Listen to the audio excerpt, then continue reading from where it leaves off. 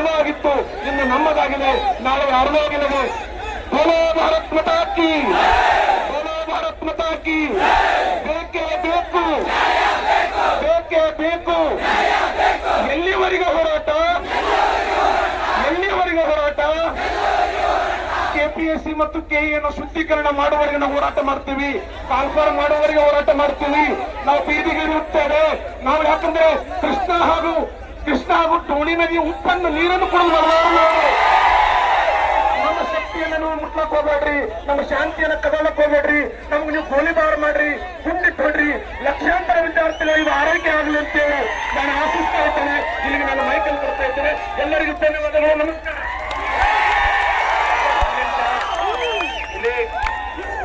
ಇಲ್ಲಿ ಒಂದೇ ನಿಮಿಷ, ಇಲ್ಲಿ ಒಂದ್ ನಿಮಿಷ ಎಲ್ಲ ಕುತ್ಕೊಳ್ಳಿ, ಪ್ಲೀಸ್ ಕುತ್ಕೊಳ್ಳಿ. ಒಂದೇ ನಿಮಿಷ ಎಲ್ಲ ಪ್ಲೀಸ್ ಒಂದ್ ನಿಮಿಷ ಹೇಳೋದು ಕೇಳಿ. ಇಲ್ಲಿ ಈಗ ಸ್ಟೇಡಿಯಂ ಏನು ಫೀಸ್ ಇದೆಯಲ್ಲ, ಸ್ಟೇಡಿಯಂ ಫೀಸ್ ಬಗ್ಗೆ ನಾನು ಮಾತಾಡ್ಬೇಕು ಅಂದ್ರೆ ಎಲ್ಲರೂ ಸೈಡಲ್ಲಿ ಸೈಲೆಂಟ್ ಆಗಿರ್ಬೇಕು. ಹೇಳೋದ್ ಕೇಳಿ, ಒಂದ್ ನಿಮಿಷ ಹೇಳೋದ್ ಕೇಳಿ ಅಂತಂದ್ರೆ ಅವ್ರು ತುಂಬಾ ಇಂಪಾರ್ಟೆಂಟ್. ಅವರಿಗೆ ರೆಸ್ಪೆಕ್ಟ್ ಕೊಡಿ, ಫಸ್ಟ್ ಅವರಿಗೆ ರೆಸ್ಪೆಕ್ಟ್ ಕೊಡಿ. ಮತ್ತೆಲ್ಲ ಪೊಲೀಸ್ ಆಫೀಸರ್ ಹೊರತರು ಸರ್ಕಾರದ ಆದೇಶ ಇದೆಯಂತೆ. ಒಂದ್ ಸ್ವಲ್ಪ ಹಿಂದೆ ಇರೋರು ಪ್ಲೀಸ್ ಕುತ್ಕೊಳ್ಳಿ, ಇಲ್ಲಿ ಪ್ಲೀಸ್ ಪ್ಲೀಸ್ ಕುತ್ಕೊಳ್ಳಿ ಪ್ಲೀಸ್. ಇಲ್ಲಿ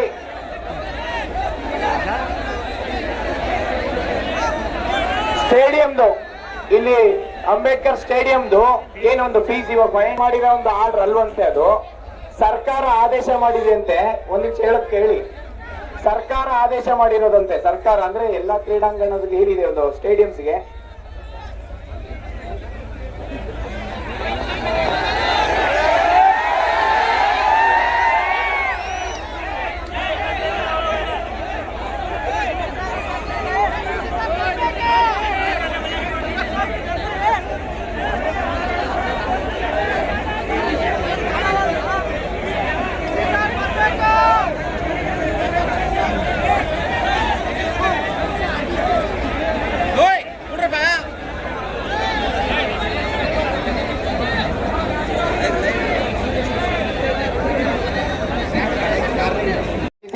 ಸ್ಟೂಡೆಂಟ್ಸ್ ಹೋಗ್ತಾ ಇರೋದು, ಯಾರು ಶ್ರೀಮಂತರು ಬಂದು ಹೋಗಲ್ಲ. ನೀವು ಅದನ್ನ ಸರ್ಕಾರದ ಜೊತೆ ಮಾತಾಡೋಲ್ವೋ ಅದು ನಮಗ್ ಗೊತ್ತಿಲ್ಲ. ನಾವು ಕೇಳಿರೋದು ಶೂನ್ಯ ಶುಲ್ಕ, ಅಲ್ಲಿಂದ ನಾವು 25 ರೂಪಾಯಿ ಮ್ಯಾಕ್ಸಿಮಮ್ ಬಂದಿದೀವಿ. ನಾವು ಅದಕ್ಕಿಂತ ಜಾಸ್ತಿ ಅಂತಂದ್ರೆ ನಾವೇನು ಮಾಡಲ್ಲ, ಹೌದಾ ಇಲ್ಲ? ಹೋರಾಟ ಅಂತ ಕಂಟಿನ್ಯೂ ಆಗಿರುತ್ತೆ. ನಾವು ಅವ್ರಿಗೆ ಹೇಳಿದ್ವಿ, ಮತ್ತೆ DC ಅವ್ರು ಬಂದಾಗ ನಮ್ಮ ಬೇಡಿಕೆ ಅದೇ ಇರುತ್ತೆ. ಅವರು ಏನಪ್ಪಾ ಅಂದ್ರೆ ಎಲ್ಲ ಸ್ಕ್ಯಾನ್ ಮಾಡ್ಕೊಂಡು ತಾಲೂಕು ಜಿಲ್ಲೆದೆಲ್ಲ ಮಿಕ್ಸ್ ಮಾಡ್ಕೊಂಡ್ಬಂದು ಇದು ನಮಗೆ ಕಳ್ಸಿದಾರ ಅಂತ ಅನ್ಕೊಂತೀನಿ ಇನ್ಸ್ಪೆಕ್ಟರ್ ಸರ್ಗೆ. ಪಾಪ ಅವ್ರಿಗೆ ಗೊತ್ತಿಲ್ಲ ಅನ್ಕೊಂತೀನಿ. ನಾನು ಬೆಳಗ್ಗೆ ಇದ್ರೆ ಅದೇ ಕೆಲಸ ಮಾಡೋದು, page to page, line to line, word to word check ಮಾಡ್ತೀನಿ ನಾನು. ಅಷ್ಟು ಇದಿದೆ ನನಗೆ ಬೆಳಗ್ಗೆ ಇದ್ದು. ನನಗೆ ಬಂದು ನಾನು ಆಕ್ಚುಲಿ ಓದಿರೋದೇ ಸಿವಿಲ್ ಇಂಜಿನಿಯರ್. ವಯಸ್ಸಲ್ಲಿ ಅವ್ರ ಸಂಬಳ ತಗೊಂಡು ನಾವ್ ಇಷ್ಟ ಆರಾಮಾಗಿ ಇದೀವಲ್ಲ ಅನ್ನೋದು ನನಗೆ ತುಂಬಾ ಬೇಜಾರಿದೆ. ಯಾಕಂದ್ರೆ ನನ್ ತಮ್ಮ ಇರೋದು ತುಂಬಾ ಚಿಕ್ಕವನಿದಾನೆ. ನಮ್ಮ ಮನೆಯಲ್ಲಿ ನಾವೇ ಹೆಣ್ಮಕ್ಳು ದೊಡ್ಡವರು. ನಮ್ ತಾಯಿ ತಂದೆ ಹೇಳ್ತಾರೆ ಓದು ಓದು ಅಂತಂದು ಹೇಳ್ತಾರೆ. ಆದ್ರೆ ಇಲ್ಲಿ ನೋಡಿದ್ರೆ ನಮ್ ಪೊಲೀಸ್ ಕಾನ್ಸ್ಟೇಬಲ್ ಎದೆ ಬರಲ್ಲ. ಯಾಕೆ ಕಾಂಪಿಟೇಟಿವ್ ಫೀಲ್ಡಿಗೆ ಬಂದಿನಿ ಅಂದ್ರೆ ಸಿದ್ದರಾಮಯ್ಯ ಬರದ ಒಂದೇ ಒಂದು ಲೆಟರ್ ಇಲ್ಲಿವರೆಗೂ ಬಂದಿನಿ. 1 ದಿನ ಅಲ್ಲ, 2 ದಿನ ಅಲ್ಲ, 5 ವರ್ಷ ಆಯ್ತು ಪೊಲೀಸ್ ಕಾನ್ಸ್ಟೇಬಲ್ ಬಗ್ಗಲ್ಲೇ ನಾನು ಹೋರಾಟ ಮಾಡ್ತಾ ಇದ್ದೀನಿ. ಕಾವೇರಿ ನಿವಾಸಕ್ಕೆ ಬಂದಾಗ ಸಿದ್ದರಾಮಯ್ಯ ಲೆಟರ್ ನೋಡಿ ಏನ್ ಹೇಳಿದ್ರು ಗೊತ್ತಾ? ಸುಮ್ಮನೆ ನೋಡಿದ್ರು ಹೂ ಅಂತ ಕಿವಿ ಕೇಳಿ ಹಾಗೆ ಹೋದ್ರು. ಸಿದ್ದರಾಮಯ್ಯ, CM ಸಿದ್ದರಾಮಯ್ಯ, ನೀವೇನು ಬಡವರ ಕಷ್ಟನ ಕೇಳಿ ಅವ್ರಿಗೇನು ಪರಿಹಾರ ಕೊಡ್ಸಕ್ ಬಂದಿರಾ ಅಥವಾ ನಿಮ್ ಮನೆನ ಬೆಳೆಸ್ಕೊಳಕ್ ಬಂದಿರಾ? ಇಲ್ಲಿ ಬಡವ್ರ ಮಕ್ಕಳಿಗೆ ಅರ್ಥ ಆಗ್ತಾ ಇಲ್ಲ. CM ಅವರೇ ಒಂದೀಟಾದ್ರೂ ಕನಿಕರ ಇದ್ರೆ ಪೊಲೀಸ್ ಕಾನ್ಸ್ಟೇಬಲ್ ವಯೋಮಿತಿನ GMಗೆ 30, SC ST ಅವ್ರಿಗೆ 33 ಮಾಡಿಕೊಡ್ಸ್ಬೇಕು. ಗೃಹ ಸಚಿವರು ಏನ್ ಹೇಳ್ತಾರ ಗೊತ್ತಾ? ಮನೆಗೆ ಹೋದ್ರೆ ಗಮನಕ್ಕಿದೆ ಅಂತಾರ. ಮಾತಿಗೆ ಆಗ್ಬೇಕು ಕಾಂಗ್ರೆಸ್ ಸರ್ಕಾರಕ್ಕೆ. PC ಕಾನ್ಸ್ಟೇಬಲ್ ವಯೋಮಿತಿ ಹೆಚ್ಚಿಗೆ ಮಾಡಿ ಅಂತ ಅವ್ರ ಮನೆಗೆ ಹೋದ್ರೆ ಆಯ್ತು. ನನಗೆ ಹೆಲ್ತ್ ಸರಿ ಇಲ್ಲ, ಅದ್ ಸರಿ ಇಲ್ಲ, ಹೊರಗ್ ಬರಕ್ ಆಗ್ತಾ ಇಲ್ಲ. ಯಾಕೆ? ಪೊಲೀಸ್ ಕಾನ್ಸ್ಟೇಬಲ್ ಹುಡುಗರ್ನ ಸ್ಟೂಡೆಂಟ್ ನ ನೋಡಿದ್ರೆ ನಿಮ್ಗೆ ಭಯನಾ? ನಾವು ಹಾಕಿದ ಭಿಕ್ಷೆಯಲ್ಲಿ ನಿಮ್ ಚೇರ್ ಮೇಲೆ ಇದೀರ ಅನ್ನೋದು ಮರಿಬೇಡಿ. ನೀವು ಚೇರ್ ಮೇಲೆ ಇರೋದು ಬರೀ 5 ವರ್ಷ. ಈ ಸ್ಟೂಡೆಂಟ್ ಪವರ್ ಅನ್ನೋದು ಏನನ್ನೋದ ನಿಮ್ಗೆ ಒಂದು ಟೈಮ್ ನಲ್ಲಿ ಉತ್ತರ ಕೊಡ್ತೀವಿ. ಒಂದ್ ಏನ್ ಮಾಡಕ್ ಆಗ್ತಾ ಇಲ್ಲ. ತೆಲಂಗಾಣ ಟೋಪಿನ ಅಳವಡಿಸ್ಕೊಂಡ್ರಿ, ಅಲ್ಲಿ ಏನೋದು ಅಳವಡಿಸ್ಕೊಳ್ಳಕ್ ಆಗ್ತಾ ಇಲ್ಲ. ಸರ್ಕಾರಕ್ಕೆ ಧಾರವಾಡದಲ್ಲಿ ಹೋರಾಟ ಮಾಡಿದಾಗ ಏನ್ ಹೇಳಿದ್ರು ಗೊತ್ತಾ? 2 ವರ್ಷ ಮೊದಲು ವಯೋಮಿತಿನ ಹೆಚ್ಚಿಗೆ ಕೊಟ್ರಿ. ಹೋರಾಟ ಮಾಡಿದ ತಕ್ಷಣನೇ 1 ವರ್ಷ ಹೆಚ್ಚಿಗೆ ಮಾಡಿದ್ರಿ. 3 ವರ್ಷ ಅಂತ ನಾಚಿಗೆ ಆಗ್ಬೇಕ್ರಿ. ಬೇರೆ ಸ್ಟೇಟ್ ಇಷ್ಟಿದ್ರೆ ಪರ್ಮನೆಂಟ್ ಮಾಡ್ಕೊಡ್ತೀನಿ ಅಂತ ಹೇಳಿದ ಗೃಹ ಸಚಿವ ಅವಾಗ ಯಾವ ತರ ಮಾತಾಡ್ತಾ ಇದ್ರು, ಇವಾಗ ಯಾವ ತರ ಮಾತಾಡ್ತಾ ಇದ್ರು. ಮೀಡಿಯಾ ಮುಂದೆ ಸುಳ್ಳು ಹೇಳಿ ಏನ್ ದೊಂಬರಾಟ ಮಾಡ್ತಾ ಇದ್ರ ಗೃಹ ಸಚಿವರೇ? ನಿಮ್ಗೆ ಏನಾದ್ರು ಒಂದು ಇಟ್ಟಿದೆಯಾ? ಹೆಣ್ಣು ಮಕ್ಕಳು ನಮ್ ತಾಯಿ ತಂದೆಗೆ ಏನಾರ ಹೇಳ್ಕೊಂಡು ಬಂದ್ ಕೆರೆಂದ ಅಲ್ಲಿ ಎಷ್ಟು ಕಷ್ಟಪಟ್ಟಿ ಗೊತ್ತಾ? ಪ್ರತಿ ಒಂದು ವಿಡಿಯೋ ಆಯ್ತು, ಫೋಟೋಸ್ ಆಯ್ತು, ತೋರಿಸ್ತೀನಿ ನಾನು. ಮೆಜೆಸ್ಟಿಕ್ ರೈಲ್ವೆ ಸ್ಟೇಷನ್ ಎಲ್ಲೆಲ್ಲ ಮಲ್ಕೊಂಡಿವಿ. ಇದೇ ಕಾಂತ ಸರ್ ನಮ್ಗ ಮೆಜೆಸ್ಟಿಕ್ ಒಳಗಿದ್ರೆ ಬಂದ್ ಕೆರೆ ನೀರ ಊಟ ಕೊಟ್ಟು ಹೋಗಿದ್ದಾರೆ. ಒಂದು ಊಟ ಕೂಡ ಅಷ್ಟು ಪರದಾಡಿ ನಾವು ಬಡವ್ರ ಮಕ್ಕಳನ್ನ ಬೆಳೆಯಕ್ಕೆ ಬಿಡಿ. ನಾಲ್ಕು ಆಗ್ಬೇಕು. ಹೆಣ್ಣು ಮಕ್ಕಳು ಬೀದಿ ಪಾದಾಡ್ತಾರೆ ಅಂದ್ರೆ ನಿಮ್ ಹೆಣ್ಣು ಮಕ್ಕಳನ್ನ ಈ ತರ ಬಿಡ್ತೀರಾ ಬೀದಿಗೆ? ಒಂದ್ ಈಗಾದ್ರೂ ಏನು ಅನ್ಸಲ್ಲ ನಿಮ್ಗೆ? ನೋಡಿ, ವಿರೋಧ ಪಕ್ಷ ನಾಯಕರಿದ್ದಾಗ ಸಿಎಂ ಅವರು ಒಂದ್ ಲೆಟರ್ ಬರ್ತಿದ್ದಾರೆ. 33 ಮಾಡಿಕೊಡ್ತೀನಿ ಅಂತ ಹೇಳಿದ್ದ, ಮಾಡಿಕೊಡ್ಲಿಲ್ಲ ಸಿಎಂ ಸಿದ್ದರಾಮಯ್ಯ. ಆಮೇಲೆ ಗೃಹ ಸಚಿವ ಹೇಳಿದ್ರು ಬೇರೆ ಸ್ಟೇಟ್ ಇದೆ ಪರ್ಮನೆಂಟ್ ಮಾಡ್ತೀನಿ 33 ಅಂತ. ಎಲ್ಲಿದ್ದೀರ ಗೃಹ ಸಚಿವರೇ? ನಿದ್ದೆ ಮಾಡ್ತಾ ಇದ್ರ? ಪರ್ಮನೆಂಟ್ ಎಸ್ಟಿ ಅವ್ರಿಗೆ 33 ಒಂದ್ ಬಾರಿ ಅವಕಾಶ ಕೊಡ್ತೀನಿ ಅಂತ ಸ್ವರ್ಣ ಸೌಧದಾಗೂ ಹೇಳಿದ್ರ, ಎಲ್ಲಾ ಕಡೆನೂ ಹೇಳಿದ್ರ. ಎಲ್ರಿ ಮಲ್ಕೊಂಡ್ ಬಿಟ್ರ? ಈ ಬಡವರ ಕೂಗನ ಕೇಳಿ ಮಲ್ಕೊಂಡ್ ಬಿಟ್ಟಿರ ಕಾಂಗ್ರೆಸ್ ಸರ್ಕಾರದವರು? ಧಾರವಾಡದಲ್ಲಿ 8ರಿಂದ 10 ಜನ ಸತ್ತಿದ್ದಾರೆ. ಯಾಕೆ ಗೊತ್ತಾ? ಸಿಎಂ ಅವರು ವಿರೋಧ ಪಕ್ಷ ನಾಯಕರು ಇದ್ದಾಗ ಒಂದು ಅವಕಾಶ ಕೊಡ್ತೀನಿ ಅಂತ ಹೇಳಿದ. ಬಡವ್ರ ಮಕ್ಕಳು ಪ್ರೈವೇಟ್ ವರ್ಕ್ ಬಿಟ್ಟು ಬಂದು ಅಲ್ಲಿ ಓದ್ಕೋತಾ ಇದ್ರು. ಎಷ್ಟೋ ತಾಯಿ ತಂದೆಗೆ ಒಬ್ಬರೇ ಮಕ್ಕಳು ಇರ್ತಾರೆ. ಅವ್ರ ಮೊನ್ನೆ ಸತ್ತು ಹೋದ್ರು. ನಿಮ್ಗೆ ಸಿಎಂ ಸಿದ್ದರಾಮಯ್ಯ ಅವ್ರ ಜೀವ ಕೊಡ್ತೀರಾ ನೀವು? ನಿಮ್ಗೆ ಏನಾರ ಇದ್ರೆ ಅವ್ರ ಜೀವ ಕೊಡಿ. ಒಂದ ಇಲ್ಲ ಅಂತಂದ್ರ ನಮ್ ಪೊಲೀಸ್ ಕಾನ್ಸ್ಟೇಬಲ್ ವಯೋಮಿತಿನ ಹೆಚ್ಚಿಗೆ ಮಾಡ್ಕೊಡ್ಬೇಕು. ನನ್ನ ಬರ್ತಾನ ಜನ್ಮ ಎಷ್ಟೈತಂದ್ರೆ ಹೇಳಕ್ ಆಗಲ್ಲ. ನನ್ ಎಲ್ಲಾರ ಅಪ್ಪಿ ತಪ್ಪಿ ನನ್ ಹೆಲ್ತ್ ಪ್ರಾಬ್ಲಮ್ ಐತೆ, ನಾನ್ ಸದ್ಯ ಗೃಹ ಸಚಿವ ಸಿಎಂ ಕಾರಣ ಈಗ ಬರೆದು ಕೊಡ್ತೀನಿ. ಗೃಹ ಸಚಿವ ಸಿಎಂ ಅವರೇ ಕಾರಣ. ನಮ್ ತಾಯಿಯ ತಂದೆ ಧೈರ್ಯ ಹೇಳಿ ನಾನು ಇಲ್ಲಿವರೆಗೂ ತಂದಿದ್ದಾರೆ. ಗೃಹ ಸಚಿವರೇ ಸಿಎಂ ಅವರೇ ಪೊಲೀಸ್ ಕಾನ್ಸ್ಟೇಬಲ್ ವಯೋಮಿತಿನ ಹೆಚ್ಚಿಗೆ ಮಾಡ್ಕೊಡಿ, ಪರ್ಮನೆಂಟ್ ಮಾಡ್ಕೊಡಿ. ತೆಲಂಗಾಣ ಟೋಪಿ ನಿಮ್ಗೆ ಹೇಗೆ ಅಳವಡಿಸ್ಕೊಂಡಿದ್ದೀರಾ ಹಾಗೆ ನಮಗ್ ಪರ್ಮನೆಂಟ್ ಮಾಡ್ಕೊಡಿ ಅಂತಂದ ಕೇಳ್ತಾ ಇದ್ವಿ. ನಿಮ್ಗ ಭಿಕ್ಷೆ ಹಾಕಿ ಚೇರ್ ಮೇಲೆ ಕುಡಿಸಿದವ್ರು ನಾವು. ಇವತ್ತು ನಾವೇ ನಿಮ್ಮ ಹತ್ರ ಕೇಳ್ತಾ ಇದ್ವಿ, ಸಿಎಂ ಸಿದ್ದರಾಮಯ್ಯ ಗೃಹ ಸಚಿವರೇ ಒಂದು ಅವಕಾಶ ಮಾಡಿಕೊಡಿ ಅಂತಂದ ನಡು ಬೀದಿಯಲ್ಲಿ ಕಣ್ಣೀರ್ ಹಾಕ್ತಾ ಕೇಳ್ತಾ ಇದೀನಿ. ನಿಮ್ಗೊಂದಿತ್ತಾದ್ರೂ ಏನಾರ ಇದ್ರೆ ಕೊಡ್ಲಿ ಅಂತ ನನ್ನ ಬೇಡಿಕೊಳ್ಳುತ್ತೇನೆ. ದೀಪ ಅಂತ ಬಾಗಲಕೋಟೆ ಡಿಸ್ಟ್ರಿಕ್ಟ್ ನಮ್ದು. ಎಲ್ಲರೂ ಹುಡುಗರನ್ನ ಕರ್ಕೊಂಡು ಹೋಗಿ ದೇವಸ್ಥಾನದಿಂದ ಹೋಗಿ ಗಂಗಾಳನ್ನು ಹಿಡ್ಕೊಂಡು ಊಟ ಮಾಡ್ತಾ ಇದ್ರೆ ನೀವು ಯಾಕೆ ಸರಿಯಾದ ರೀತಿಯಲ್ಲಿ ನೀವು ನ್ಯಾಯ ಕೊಟ್ಟ ಆಗ್ತಾ ಇಲ್ಲ. ನಿಮ್ಗೆ ಏನಾದ್ರು ನ್ಯಾಯ ಕೊಟ್ಟ ಆಗ್ಲಿಕ್ಕಂದ್ರೆ ನೀವು ಬುದ್ಧಿ ಹೇಳ್ಬಿಡ್ರು. ನಾವು ಇಲ್ಲಿಗೆ ಬಿಡ್ತಾ ಇಲ್ಲ. ನಾವು ಯಾಕಪ್ಪ ಅಂತ ಕೇಳಿದ್ರೆ ಇದು ಒಂದು ವಿದ್ಯಾರ್ಥಿ ಅಂದ್ರೆ ಈ ದೇವರ ತಗೋಬೇಕು. ನೀವೆಲ್ಲ ಇಲ್ಲಿ ನೋಡಿ ಅರ್ಥ ಮಾಡ್ಕೊಳ್ಳಿ. ಕಾಲ್ಫಾರ್ ಮಾಡ್ತೀರಿ, ಕಾಲ್ಫಾರ್ ಕಾಲ್ಫಾರ್ ಮಾಡ್ತಾರೆ ನೀವೆಲ್ಲರೂ. ಕಾಲ್ಫಾರ್ ಮಾಡಿದ್ರು ಸಹಿತ ಏನ್ ಮಾಡ್ತೀರಪ್ಪ ಅಂತ ಕೇಳಿದ್ರೆ ನೀವು ಒಂದು ಯಾವ್ದು ಕಾಲ್ಫಾರ್ ಮಾಡೋ ಅದು ಭಾರತ್ ಫ್ರೀಗೆ ಮಾಡ್ತಾರೆ. 1,000 ರೂಪಾಯಿ ಮಾಡ್ತಾರೆ, ಒಳಗೆ 200 ರೂಪಾಯಿ ಮಾಡ್ತಾರೆ. ಇದು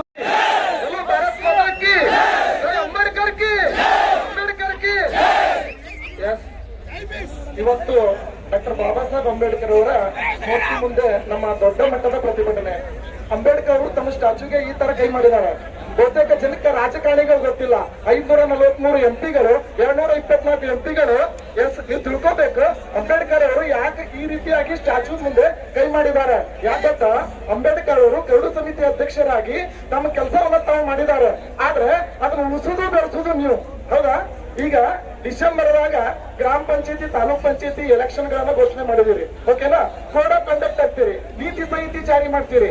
ಮತ್ತೆ ನಿಮ್ದೊಂದು ರೂಲ್ಸ್ ಅಲ್ಲಿ ಏನ್ ಗೊತ್ತಾ? ನೀತಿ ಸಂಹಿತೆ ಜಾರಿ ಆದಾಗ ಕಾಲ್ಫಾರ್ ಮಾಡ್ಬಾರ್ದು. ನಾಟಕ ಮಾಡ್ತೀರಿ. 4 ವರ್ಷ ಇತ್ತು 4 ವರ್ಷ ಇತ್ತು ಯಾವ್ದು ನೇಮಕಾತಿಗಳಾಗಿಲ್ಲ. ಇಲ್ಲಿ ಏನ್ ಬಂದಿರ್ತಾರಲ್ಲ ಬಿಸಿಲಾಗ ನಿಮ್ ಮಗ ನಿಮ್ ಮಗಳು ನಿಮ್ ಬೇಕಾದವರು ಹಿಂಗ್ ಬಿಸಿಲಾಗ ನಿಂತಿದ್ರೆ ನಿಮಗಾರ ಆಗ್ತಿತ್ತು. ಮತ್ತೆ ಒಂದ್ ಸತ್ಯ ತಿಳ್ಕೊಡ್ಕೋರಿ, ನೀವು ಏನಾದ್ರು ಇವ್ರಿಗೆ ತ್ರಾಸ್ ಕೊಟ್ರಂದ್ರ ಸಾವಿರ ಟೈಮಿಗೆ 7 ಸಾವಿರ ಕ್ಯಾನ್ಸರ್ ಫಿಕ್ಸ್ ಹೌದಾ? ಅದಕ್ಕ ನೀವು ಬಹಳ ಮಕ್ಕಳಿರಂಗಿಲ್ಲ ನೋಡಿ. ಅದಕ್ಕೊಂದು ಅರ್ಥ ಮಾಡ್ಕೊಳ್ರಿ. ಇದು ದೊಡ್ಡ ಮಟ್ಟದ ಪ್ರತಿಭಟನೆಗೆ ಕಾಂತರಾಜ್ ಸರ್ ಅವರು ಬೆಂಗಳೂರಿಂದ ಹೌದಾ ಬಿಜಾಪುರದಿಂದ ದಿಲ್ಲಿ ಮಟ್ಟದಲ್ಲಿ ಹೋರಾಟಕ್ಕೆ ಇಳಿದಿದ್ದಾರೆ. ನಮ್ಮ SP ಜಿಲ್ಲಾ ತಂಡ ಮತ್ತು ಎಲ್ಲಾ ಶಿಕ್ಷಕರು ಈ ಸಂಸ್ಥೆಯ ಬಿಜಾಪುರದ ಎಲ್ಲಾ ಸಂಸ್ಥೆಯ ಮುಖ್ಯಸ್ಥರು ಅವರೊಂದಿಗಿದ್ದಾರೆ. ಅದಕ್ಕಾಗಿ ನಾವು ಹೋರಾಟ ಮಾಡ್ತೀವಿ, ಕೇಳ್ತೀವಿ. ಮತ್ತೆ ಒಂದೊಂದು ಅರ್ಥ ಮಾಡ್ಕೊಳ್ರಿ ಸರ್, ನೋಟಿಫಿಕೇಶನ್ಗೆ ರೂಲ್ಸ್ ಇದೆ. ಏನ್ ಗೊತ್ತಾ, ರಾಜನೀತಿ ನಿರ್ದೇಶಕ ತತ್ವಗಳಲ್ಲಿ ಕಾಲಕ್ಕೆ ಕಾಲ್ಫಾರ್ಮ್ ಮಾಡಬೇಕು. ನೀವು ಚುನಾವಣೆ ಮುಂಚೆ ಏನ್ ಹೇಳಿರ್ತೀರಿ ಗೊತ್ತಾ, ಪ್ರಣಾಳಿಕೆಗಳಲ್ಲಿ ಏನ್ ಹೇಳಿರ್ತೀರಿ, ನಾವು ಕಾಲ್ಫಾರ್ಮ್ ಗಳನ್ನು ಮಾಡ್ತೀವಿ. ಈ ಬಿಟ್ಟಿ ಭಾಗ್ಯಗಳ ಒಂದು ಕಂದಾಯ ಇಲಾಖೆಯಲ್ಲಿ ಟ್ಯಾಕ್ಸ್ ಅನ್ನ ಹೆಚ್ಚು ಮಾಡಿದಿರಿ. ಓಕೆನಾ? ಒಂದ್ ಕಡೆ ಏನೋ ಮಾಡಿರಿ, ಮತ್ತೊಂದ್ ಕಡೆ ಏನೋ ಮಾಡಿರಿ. ಬಟ್ ನಮ್ಗೆ ಅದೇನು ಬೇಕಾಗಿಲ್ಲ. ಇವತ್ತ ನಾವು ಊಟನೂ ಬಿಡ್ತೀವಿ, ನೀರು ಬಿಡ್ತೀವಿ.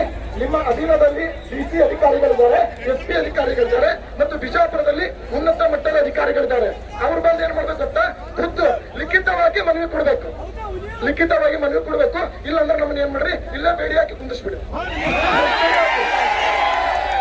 ನಾವು ರೆಡಿ ಇದ್ದೇವೆ ಹೌದಾ? ನಾವು ರೆಡಿ ಇದ್ದೀವಿ. ನಾವು ಮನೆಯಾಗಿದ್ರೆ ಅಟ್ಟೆ, ಜೈಲಾಗಿದ್ರೆ ಅಟ್ಟೆ. ಒಯ್ದು ಜೈಲಿಗೆ ಇಲ್ಲಿಗೆ ಜೈಲ್ನ ಒಯ್ದು ಹಾಕ್ರಿ. ಯಾಕಂತಂದ್ರೆ ಇಲ್ಲಿ ಇದ್ದಂತ ವಿದ್ಯಾರ್ಥಿಗಳಿಗೆ ಎಷ್ಟೋ ಪಾಪ ಬೆಳಿಗ್ಗೆಯಿಂದ ನಾಷ್ಟ ಮಾಡಿಲ್ಲ, ಊಟ ಮಾಡಿಲ್ಲ ಹೌದಾ? ಮತ್ತೆ ಲೈಬ್ರರಿ ಕಟ್ಲಕ್ ಫೀಸ್ ಇಲ್ಲ, ನೀಟಾಗಿ ಹೊಸ ಬಟ್ಟೆ ತಗೊಂಡಿಲ್ಲ ಯಾರು. ತಂದೆ ತಾಯಿ ಒಂದು ಮಾತು ಕೊಟ್ಟಿದ್ದಾರೆ, ನಾನು ಖಾಕಿ ಹಾಕೊಂಡ್ ಬರ್ತೀನಿ, ನಾನು ರೆಡ್ ಕಾರಲ್ಲಿ ಬರ್ತೀನಿ ಅಂತ ಮಾತು ಕೊಟ್ಟಿದ್ದಾರೆ. ಆ ಮಾತನ್ನ ಸುಳ್ಳು ಮಾಡ್ಲಕತ್ತೀರಿ. ಅದಕ್ಕೆ ದಯವಿಟ್ಟು ಸನ್ಮಾನ್ಯ ಸಿದ್ದರಾಮಯ್ಯನವರು ಮತ್ತು ಹಲವಾರು ದಂಡಪಿಂಡ ಸಚಿವರು,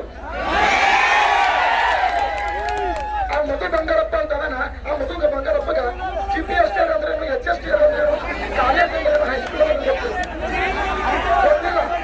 ನಾನು ಮಾತಾಡ್ತೀನಿ, ಯಾಕಂದ್ರೆ ನಾನು ಕಾನೂನು ಟೀಚರ್ ಗೊತ್ತು ಹೌದಾ? ಅದಕ್ಕೆ ಮಾತಾಡ್ತೀನಿ. ನಿಮ್ಗ ಮೊದಲು ತಿಳ್ಕೊರಿ, ಮೊದಲ ನೀವು ಸರ್ಕಾರದವರು CM ಅವರು ಏನ್ ಮಾಡ್ಬೇಕಂತ, ಆ ಡಿಪಾರ್ಟ್ಮೆಂಟ್ ನಾಲೆಜ್ ಇದ್ದವನಿಗೆ ಆ ಸಚಿವ ಸ್ಥಾನ ಕೊಡೋದು ಕಲಿಯೋದು ಮೊದಲು. ಆ ಡಿಪಾರ್ಟ್ಮೆಂಟ್ ನಾಗ ನಾಲೆಜ್ ಇದ್ದವನಿಗೆ ಡಾಕ್ಟರ್ G. ಪರಮೇಶ್ವರ 3 ದಿನ ಅಂತ ಹೇಳ್ತಾನೆ. ಮರ 20 ದಿವಸ ಆಯ್ತು, 20 ದಿವಸ ಆಯ್ತು, ಅವಾಗ ನೇಮಕಾತಿಗಳಾಗಿಲ್ಲ. ಅದಕ್ಕ ಮುಚ್ಚುಗೊಟ್ಟ ಮೇಲೆ ಮಾತಾಡಕ್ ಹೋಗ್ಬೇಡ್ರಿ. ಇದೆಲ್ಲ ವಿದ್ಯಾರ್ಥಿಗಳ ಬಗ್ಗೆ ಹೌದಾ? ಅದಕ್ಕಾಗಿ ನಮ್ಗೆ ನ್ಯಾಯ ಸಿಗತ್ತದ, ನ್ಯಾಯ ಸಿಗುತ್ತದೆ. ನಾವು ಬಿಡಂಗಿಲ್ಲ. ನಾವು ಜೈ ಭೀಮ್ ಮುಂದೆ ಹೋರಾಟ ಮಾಡ್ಲಕತ್ತೀವಿ, ಜೈ ಭೀಮ್ ಮುಂದೆ ಹೋರಾಟ ಮಾಡ್ಲಕತ್ತೀವಿ. ಅದಕ್ಕಾಗಿ ನಮ್ಗೆ ನ್ಯಾಯ ಸಿಗೋರಿಗೆ ಹೋರಾಟ ಮಾಡಂಗಿಲ್ಲ. ಅದಕ್ಕಾಗಿ ಬಲೋ ಭಾರತ್ ಮಾತಾ ಕಿ, ಬಲೋ ಭಾರತ್ ಮಾತಾ ಕಿ. ಧಿಕ್ಕಾರ ಧಿಕ್ಕಾರ ಧಿಕ್ಕಾರ ಧಿಕ್ಕಾರ. ಎಲ್ಲರಿಗೂ ಧನ್ಯವಾದಗಳು.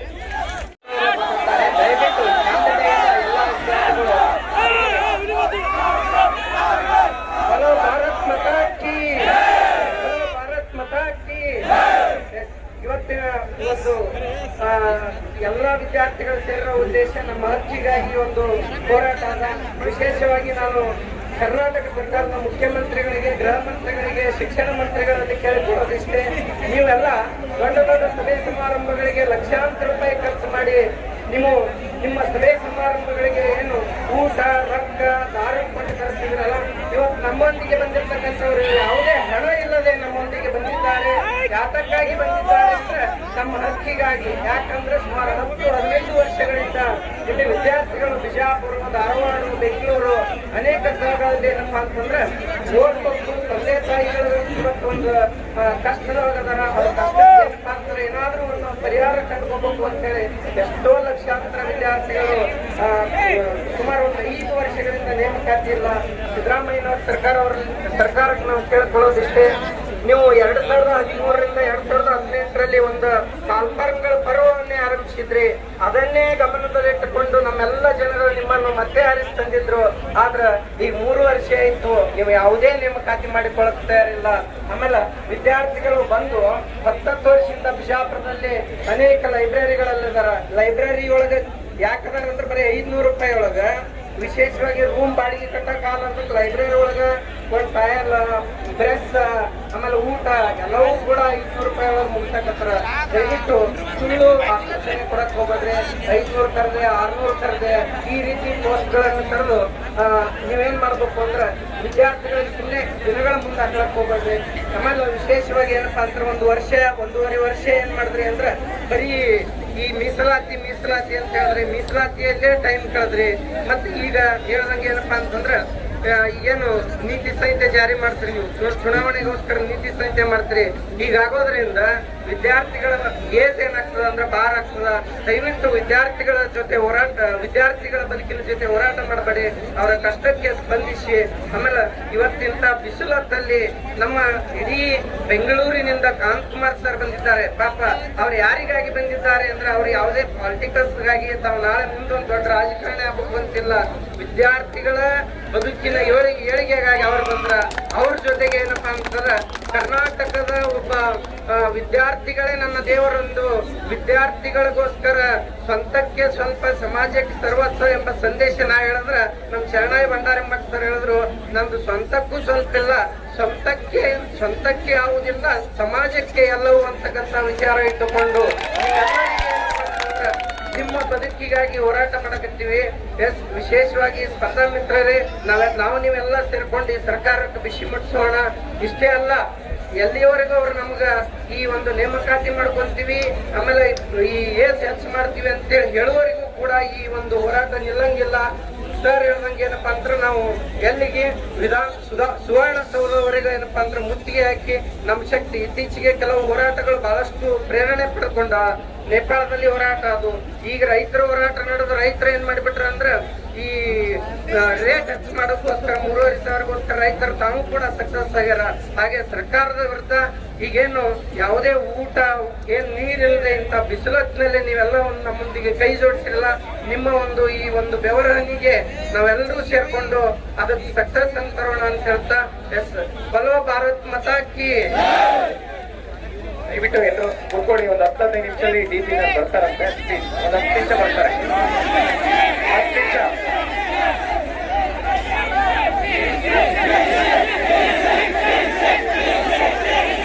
ಕೂತ್ಕೊಳ್ಳಿ, ಆ ಕಡೆ ಕೂತ್ಕೊಳ್ಳಿ. 10 ನಿಮಿಷ, 10ರಿಂದ 15 ನಿಮಿಷ ಟೈಮ್ ಕೊಟ್ಟಿದ್ದೀವಿ. 10ರಿಂದ 15 ನಿಮಿಷ ಟೈಮ್, 10 to 15 ಮಿನಿಟ್ಸ್ ಬರ್ತಾರೆ. ಬಂದಿಲ್ಲ ಅಂದ್ರೆ ನನಗೆ ಗೊತ್ತು ಏನ್ ಮಾಡ್ಬೇಕಂತ.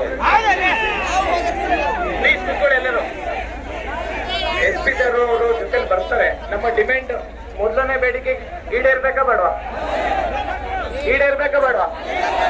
ಶಾಂತಿ ಪ್ಲೀಸ್ ಇಷ್ಟ ತಗೋತೀರ, ಕೂತ್ಕೊಳ್ಳಿ.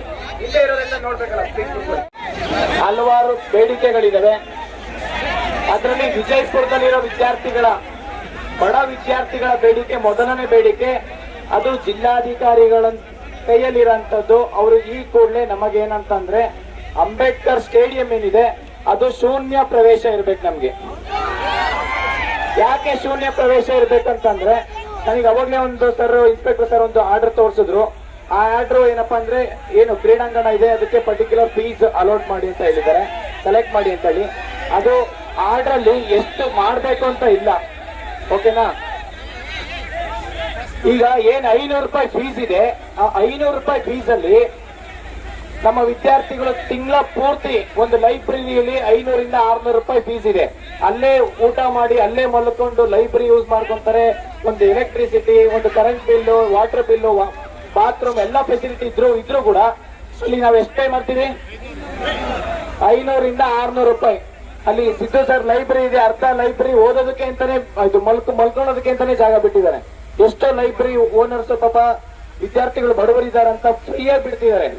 ಅದ್ರಲ್ಲಿ ನಾನು ಕೇಳ್ಬಿಟ್ಟೆ, ಎಷ್ಟೋ ಜನ ವಿದ್ಯಾರ್ಥಿಗಳಿಗೆ DC ಸರ್ ಫ್ರೀಯಾಗೂ ಕೂಡ ಒಳಗಡೆ ಅಲೋ ಮಾಡ್ತಿದ್ದಾರೆ ಅಂತ ಹೇಳಿ. ಮತ್ತೆ ಸರ್ಕಾರಿ ನೌಕರೇನಿದ್ದಾರೆ ಅವ್ರಿಗೂ ಅದರಲ್ಲಿ ಫ್ರೀಯಾಗಿ ಅಲೋ ಮಾಡ್ತಿದ್ದಾರೆ.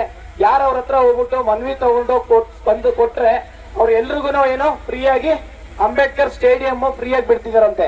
ಅದೇ ರೀತಿ ಎಲ್ಲ ವಿದ್ಯಾರ್ಥಿಗಳು ಇವತ್ತು ನಾವು ಎಲ್ಲರ ಪರವಾಗಿ DC ಸರ್ಗೆ ಮನವಿ ಕೊಡ್ತಾ ಇದೀವಿ, ಅಂಬೇಡ್ಕರ್ ಸ್ಟೇಡಿಯಂ ಪ್ರವೇಶ ಶುಲ್ಕ ಶೂನ್ಯ ಆಗ್ಬೇಕು. ಯಾಕೆ ಅಂತಂದ್ರೆ ನಾನು SP ಸರ್ ಹತ್ರನು ಮಾತಾಡಿದೆ. ನಾನು ನೋಡಿದೆ SP sir, Lakshman Nimbargi sir, ಮತ್ತೆ DSP sir, additional SP sir, inspector sir, sub inspector, including police constable ಎಲ್ಲರೂ ಅಷ್ಟೇ ವಿಜಯಪುರದಲ್ಲಿ ಪ್ರತಿಯೊಬ್ಬರು ಹೋರಾಟಕ್ಕೆ ಮತ್ತೆ ವಿದ್ಯಾರ್ಥಿಗಳ ಪರವಾಗಿ ಸಪೋರ್ಟಿವ್ ಆಗಿ ನಿಂತ್ಕೊಂಡಿದ್ದಾರೆ. ಇವತ್ತು ಅವರೇ ನಮಗೆ ವಾಟರ್ ಎಲ್ಲ ಫೆಸಿಲಿಟೀಸ್ ಮಾಡಿದ್ದಾರೆ. ಅವರಿಗೆ ಒಂದು ಜೋರ ಚಪ್ಪಾಳೆನೆ ಹೊಡಿಬೇಕಾಗುತ್ತೆ. ನಮ್ಮ ಹೋರಾಟ ಏನಿದ್ರು ಸರ್ಕಾರದ ವಿರುದ್ಧ. ಸರ್ಕಾರ ಸುಮಾರು ವರ್ಷಗಳಿಂದ ಯಾವುದೇ ನೋಟಿಫಿಕೇಶನ್ಸ್ ಮಾಡಿಲ್ಲ, ಮತ್ತೆ ವಯೋಮಿತಿ ಮೀರ್ತಾ ಇದೆ. ನೋಡಿ ಪಾಪ 10 ವರ್ಷ ಅಂತಂದ್ರೆ ಅವ್ರು ನೋಡಿದ್ರೆ ತಂದೆ ಸ್ಥಾನ ಇಲ್ಲಿದ್ದಾರೆ. ಅವ್ರು ಇವತ್ತು ಒಂದು ನೋಟಿಫಿಕೇಶನ್ ಬಿಡಿ ಅಂತ ಹೇಳಿ ಸರ್ಕಾರಕ್ಕೆ ಬೇಡ್ಕೊಳ್ಳೋಂತ ಪರಿಸ್ಥಿತಿ ಬರಬಾರ್ದು. ಯಾಕೆಂದ್ರೆ ಸರ್ಕಾರಕ್ಕೆ ಇವ್ರದ್ದೆಲ್ಲ ಶಾಪ ಏನಿದೆಯಲ್ಲ, ಈ ಶಾಪ ತಟ್ಟೋದಕ್ ಮುಂಚೆ ನೇಮಕಾತಿ ಪ್ರಕ್ರಿಯೆ ಪ್ರಾರಂಭ ಮಾಡಬೇಕು. ತಟ್ಟುತ್ತೆ ಅಷ್ಟು ಈಸಿ ಇಲ್ಲ. ಯಾಕೆಂದ್ರೆ ಇವತ್ತು ಎಷ್ಟು ಒಳ್ಳೆ ಕೆಲಸ ಮಾಡಿದ್ರು ಶಾಪ ತಟ್ಟುತ್ತಂತಂದ್ರೆ ಇನ್ನ ಈ ಎಲ್ಲ ಕರ್ಮಗಳು ಯಾವತ್ತು ಕರ್ಮ ಅನ್ನೋದು ರಿಟರ್ನ್ಸ್ ಹಾಗೆ ಆಗುತ್ತದು. ಇದ್ರ ಜೊತೆಲಿ ಇವಾಗ ನೀವು ನಮ್ಮ ಬೇಡಿಕೆನ ಮೊದಲನೇ ಬೇಡಿಕೆ ನಿಮ್ ಕೈಯಲ್ಲಿ ಇರುವಂತದ್ದು. ಇವಾಗೇ ನೀವು ಶೂನ್ಯ ಶುಲ್ಕ ಅಂತಂದ್ರೆ ಈ ಒಂದು ಹೋರಾಟ ನಾವು ಸುವರ್ಣಸೌಧದಲ್ಲಿ ಮಾಡ್ತೀವಿ, ಇಲ್ಲಾಂದ್ರೆ ಅಂಬೇಡ್ಕರ್ ಸ್ಟೇಡಿಯಂದು ಏನೊಂದು ನಾವು ಪ್ರವೇಶ ಶುಲ್ಕ ಇದೆಯಲ್ಲ ಅದರ ಸಲುವಾಗಿ ನಾವು ಇಲ್ಲೇ ಅನಿರ್ದಿಷ್ಟಾವಧಿ ಹೋರಾಟ ಮಾಡ್ಬೇಕಾಗುತ್ತೆ. ನೀವೆಲ್ಲಿವರೆಗೂ ನಮ್ಮ ಪ್ರವೇಶ ಶುಲ್ಕ ಶೂನ್ಯ ಮಾಡಲ್ವೋ ಅಲ್ಲಿವರೆಗೂ ನಾವು ಇಲ್ಲೇ ಟೆಂಟ್ ಹಾಕಿ ಅನಿರ್ದಿಷ್ಟಾವಧಿ ಹೋರಾಟ ಮಾಡ್ಬೇಕಾಗುತ್ತೆ. ಯಾಕೆಂತಂದ್ರೆ ಇಲ್ಲಿ 3,000 ಜನ ಅಲ್ಲಿ 3,000 ಜನ ಒಳಗಡೆ ಹೋಗ್ತಾ ಇದಾರೆ ಅಂತಂದ್ರೆ ಎಷ್ಟೋ ಜನ ಫ್ರೀಯಾಗಿ ಹೋಗ್ತಾ ಇದಾರೆ. ಒಬ್ರಿಗೆ 500 ರೂಪಾಯಿ ಅಂತಂದ್ರೆ ತಿಂಗಳಿಗೆ 15 ಲಕ್ಷ ರೂಪಾಯಿ, ಒಂದ್ ವರ್ಷಕ್ಕೆ 1,80,00,000 ರೂಪಾಯಿ. ಯಾವ ಗೌರ್ಮೆಂಟ್ ಈ ಕರ್ನಾಟಕದಲ್ಲಿರೋ ಎಲ್ಲಾ DC-ಗಳಿಗೂ ಒಂದು ಸ್ಯಾಲ್ರಿ ಕೊಡ್ಬೋದು ಸರ್ಕಾರ. ಅಷ್ಟು ಕಲೆಕ್ಟ್ ಮಾಡಿ ಅಂತ ನಾವು ಸರ್ಕಾರದಲ್ಲ, ಅದು ಶೂನ್ಯ ಇರ್ಬೇಕು. ಯಾಕೆಂದ್ರೆ ಇಲ್ಲಿ ಎಲ್ಲಾ ಬಡವರು ಇರೋದು. ಇಲ್ಲಿ ಲೈಬ್ರರಿ ಫೀಸ್ ಕಟ್ಬೇಕು, ಇಲ್ಲಿ ಅಪ್ಲಿಕೇಶನ್ ನೋಟಿಫಿಕೇಶನ್ ಅಪ್ಲಿಕೇಶನ್ ಫೀಸ್ ಕಟ್ಬೇಕು, ಮತ್ತೆ ಬುಕ್ಸ್, ಲೈಬ್ರರಿ, ಮೆಸ್ ಬಿಲ್ ಇದೆಲ್ಲ ತುಂಬಾ ಕಷ್ಟಪಟ್ಟು ಇಲ್ಲಿ ಓದ್ತಾ ಇರೋಂತ ವಿದ್ಯಾರ್ಥಿಗಳು. ಸರ್ ವಿಶೇಷವಾಗಿ ನಿಮ್ಗೆ ಸರ್ಕಾರದಿಂದ ಒಂದು ಆರ್ಡರ್ ಇದ್ರೂ ಕೂಡ ನಾವು ಇನ್ನೊಂದು ಆಪ್ಷನ್ ಇದೆ ಸರ್. ಏನಪ್ಪಾ ಅಂತಂದ್ರೆ ಯಾರೆಲ್ಲ ನೀವು ನಾನು ಕೇಳಿದೀನಿ ಸರ್, ಅಲ್ಲ ಅನ್ಅಥರೈಸ್ಡ್ ಪರ್ಸನ್ ಬಂದು ಯಾರು ಕುಡಿತಾರೆ ಮತ್ತೆ ಸ್ಮೋಕ್ ಮಾಡ್ತಾರೆ, ಬೇರೆ ಅನೈತಿಕ ಚಟುವಟಿಕೆ ಮಾಡ್ತಾರೆ ಅಂತ ಕೇಳ್ಪಟ್ಟಿದೀನಿ. ಬಟ್ ಆದ್ರೆ ಇಲ್ಲಿ ವಿದ್ಯಾರ್ಥಿಗಳು ಎಲ್ಲಾ ಸ್ಪರ್ಧಾತ್ಮಕ ಆಕಾಂಕ್ಷಿಗಳು ಏನಿದ್ದಾರೆ, ಒಂದು ಲೈಬ್ರರಿ ಹೋದಾಗ ರಿಸಿಪ್ಟ್ ಕೊಡ್ತಾರೆ, ಮತ್ತೆ ಒಂದು ಕೋಚಿಂಗ್ ಇನ್ಸ್ಟಿಟ್ಯೂಟ್ ಹೋದಾಗ ಒಂದು ರಿಸಿಪ್ಟ್ ಕೊಡ್ತಾರೆ. ಆ ರಿಸಿಪ್ಟ್ ಕೊಟ್ರೆ ಆ ಒಂದು ಏನು ಅಂಬೇಡ್ಕರ್ ಸ್ಟೇಡಿಯಂ ಇದೆಯಲ್ಲ ಅದನ್ನ ಪ್ರವೇಶ ಶುಲ್ಕ ಶೂನ್ಯ ಮಾಡಿ ಆ ಸ್ಲಿಪ್ ತೋರಿಸಿದ್ರೆ ಒಳಗಡೆ ನೀವು ಫ್ರೀ ಎಂಟ್ರಿ ಮಾಡಿ. ಯಾರು ಅನ್ಅಥರೈಸ್ಡ್ ಪರ್ಸನ್ ಸ್ಮೋಕ್ ಮಾಡ್ತಾನೆ, ಯಾರು ಸಿಗರೇಟ್ ಸೇರ್ತಾನೆ, ಯಾರು ಹುಡುಗಿನ ಚುಡಾಯಿಸ್ತಾರೆ ಅಂತವ್ರಿಗೆ ನೀವು ಗಲ್ಲಿಗೆ ಇರಿಸಿ, ನಾವು ನಿಮಗೆ ಸಪೋರ್ಟ್ ಮಾಡ್ತೀವಿ ಸರ್. ಗಲ್ಲಿಗೆ ಇರ್ತೀವಿ ಸರ್, ನಿಮ್ ಪರವಾಗಿ ನಾವು ನಿಂತ್ಕೊಂತೀವಿ, ನಾವು ನಿಮ್ ಪರವಾಗಿ ಹೋರಾಟ ಮಾಡ್ತೀವಿ.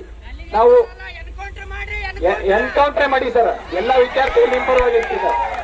ಅದಾಗ್ಬೇಕು ಸರ್, ಅದಾಗ್ಬೇಕು. ಯಾಕೆಂದ್ರೆ ಹೆಣ್ಮಕ್ಳಿಗೆ ಗೌರವ ಕೊಟ್ಟು ಮತ್ತೆ ವಿಶೇಷವಾಗಿ ಅಲ್ಲಿ ಪ್ರಾಕ್ಟೀಸ್ ಮಾಡಕ್ ಹೋಗೋದು ಬಡವರೆಲ್ಲ. ಆರ್ಮಿಗೆ ಹೋಗ್ತಾರೆ, PC ಕಾನ್ಸ್ಟೇಬಲ್ ಅಲ್ಲಿ PSI PC-ಗೆ ಪ್ರಾಕ್ಟೀಸ್ ಮಾಡೋದಕ್ಕೆ ಹೋಗ್ತಾ ಇರೋದು. ಇಲ್ಲಿ 24/7 ಲೈಬ್ರರಿ ಯೂಸ್ ಮಾಡ್ತಾರೆ, 500 ಇಂದ 600 ರೂಪಾಯಿ. ಅಲ್ಲಿ ಕೇವಲ ಹಾಫ್ ಅನ್ ಅವರ್ ಅಷ್ಟೇ sir ground, maximum half an hour use ಮಾಡೋಂತ ಗ್ರೌಂಡ್ಗೆ 500 ರೂಪಾಯಿ ಪ್ರವೇಶ ಶುಲ್ಕ ಅಲ್ಲ ಸರ್. ಅದು ನೀವು ಇನ್ನು ಅಲ್ಲಿ ಬರೋಂತವ್ರಿಗೆ ನೀವೇ ವಾಟರ್ ಫೆಸಿಲಿಟೀಸ್, ಇನ್ನು ಬೇಕಾದ್ರೆ ಬೇರೆ ಏನಾದ್ರು ಫೆಸಿಲಿಟೀಸ್ ಕೊಟ್ಟರು ಕೂಡ ಇನ್ನು ಒಳ್ಳೆ ವಿದ್ಯಾರ್ಥಿಗಳಿಗೆ. ಅಷ್ಟು ಬಡತನದಿಂದ ಇದ್ದಾರೆ. ನಿಮ್ಮ ಕೈಲಾದ್ರೆ ಇವಾಗ ಈ ಕೂಡಲೇ ನಮ್ಗೆ ಈ ಹೋರಾಟ ಶಾಂತಿಯುತವಾಗಿ ಮಾಡಿದ್ವಿ. ಯಾಕೆಂದ್ರೆ ನಾನು SP ಸರ್ ಹತ್ರ ಮಾತಾಡಿದೆ, ನಾನು ಈಗ ಕಮಿಷನರ್ DC ಸರ್ ಇಲ್ಲೇ ಇದ್ದಾರೆ.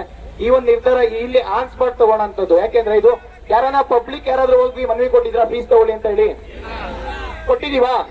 ಇದು ಸರ್ಕಾರನೇ ಆದೇಶ ಮಾಡ್ಕೊಂಡಿರೋಂಥದ್ದು. ಸರ್ಕಾರ ಎಂತ ಆದೇಶ ಮಾಡ್ಕೊಂಡು ಎಂತೆಂತ ಆದೇಶ ವಾಪಸ್ ತಗೊಂಡಿದ್ಯಾ ಇಲ್ಲ.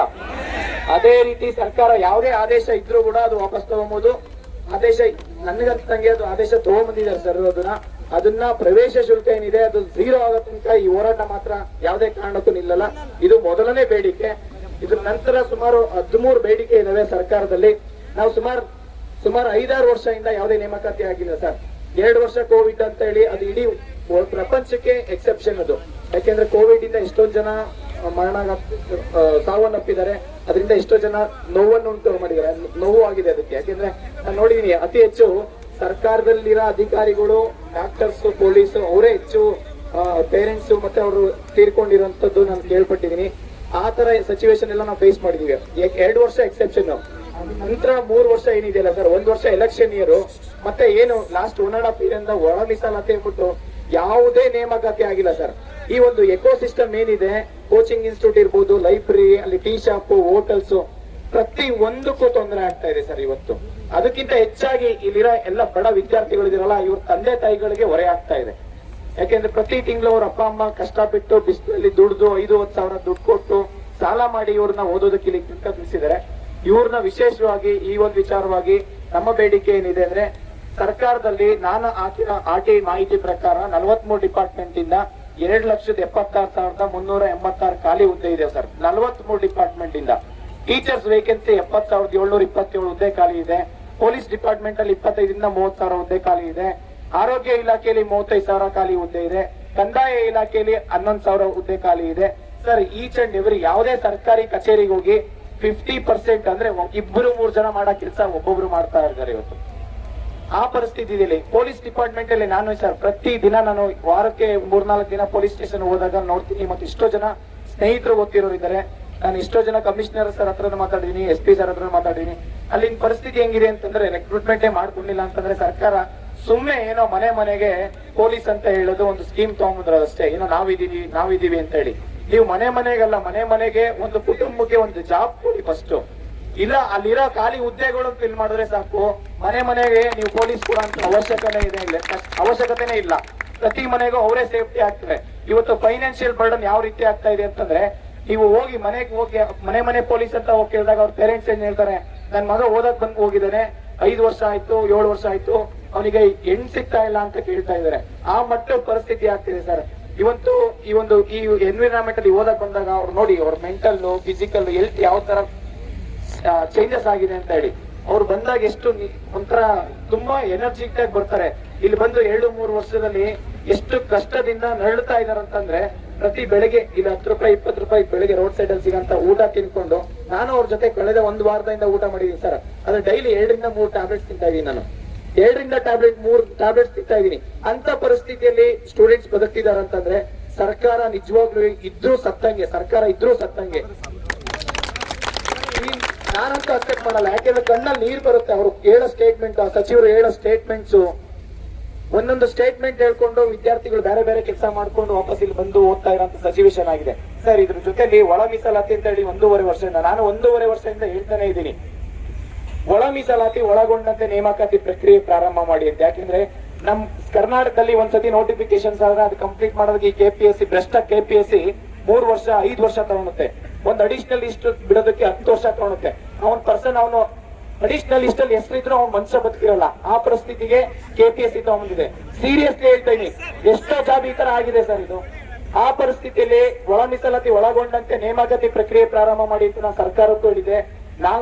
ಜಸ್ಟಿಸ್ ನಾಗಮೋಹನ್ ದಾಸ್ ಸರ್ಗೆ ನಾನು ಅವರೇ ನೇಮಕಾತಿಗೂ ಮತ್ತೆ ಈ ಒಳ ಮೀಸಲಾತಿಗೂ ಸಂಬಂಧ ಇಲ್ಲ, ನಾನೇ ಪತ್ರ ಬರೀತೀನಿ ಅಂತ ಹೇಳಿದ್ರು. ಪಾಪ ಪತ್ರ ಬರೀತೀನಿ ಅನ್ನೋಷ್ಟೊತ್ತಿಗೆ ವಾಪಸ್ ಇನ್ನೊಂದ್ಸತಿ ಅವರು ಸರ್ಕಾರದ ಹತ್ರ ಚರ್ಚೆ ಬರ್ದಿರ್ಬೇಕು. ಅವ್ರಿಗೆ ಏನೋ ಬೆದರಿಕೆ ಹಾಕ್ಬಿಟ್ಟಿದ್ದಾರೆ ಅನ್ಕೊಂಡ್ಬಿಡ್ತೀನಿ.